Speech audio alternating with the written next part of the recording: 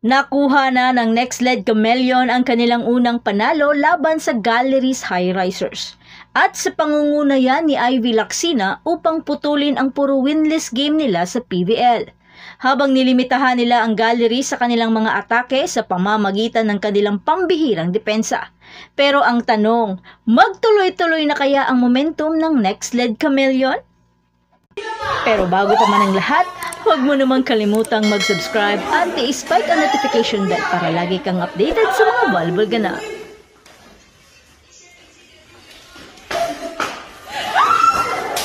Nakuha ng Nextled Chameleon ang unang panalo sa torneo matapos walisin ang Galleries Tower High Risers sa score na 25-21, 25-18 at 25-15 para maputol ang tatlong larong walang panalo sa 2024 Premier Volleyball League All-Filipino Conference na ginanap sa Field Sports Arena. Ang Chameleons ay nagkaroon ng hindi magandang panimula sa komperensya. Natalo ang kanilang unang tatlong laban kontra sa Choco Mucho, PLDT at Signal at lahat ng laban na iyon ay puro sweep bago nila naputol ang pagiging winless sa laban nang matalo nila ang High Risers. Ginawa naman ni Ivy Lacsina ang kanyang pinakamahusay na laro para sa Nextled Chameleon dahil umiscore siya ng game high na 17 attacks with 11 excellent digs upang tulungan ang kanyang kupunan na makasama sa Akari at Capital One sa ikawalong pwesto na may magkaparehong isang panalo at tatlong talong record. Para naman kay Coach Taka Minoa, siya at ang kanyang kupunan ay hindi nag-assume ng 100% na mananalo sila sa laban sa High Risers. Pero syempre, pinagtrabahuan din nila at nag-focus sa laban nila kontra sa Galleries dahil ang High Risers at Chameleon lang ang wala pang naipanalong laban bukod sa mga bagong dating na kupunan.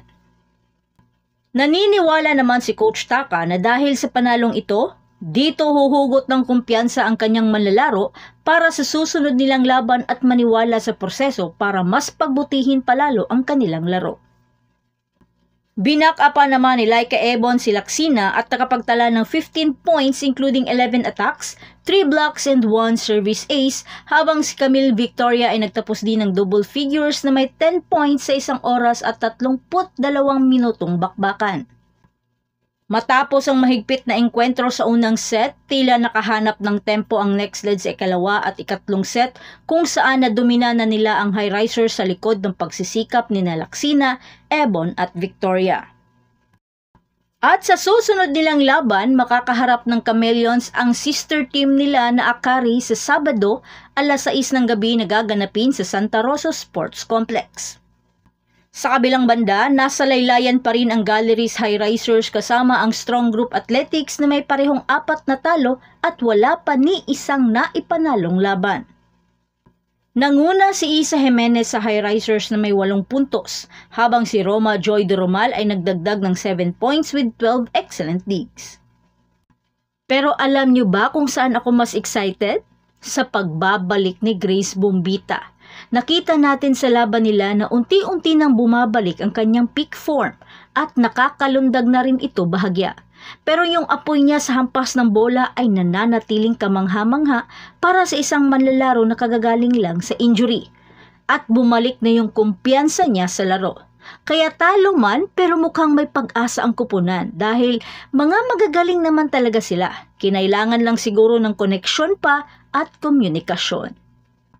Kaya layunin ngayon ng Galleries na makuha ang unang panalo sa conference laban sa kapareho nilang winless din na Capital One sa Sabado alas 4 ng hapon.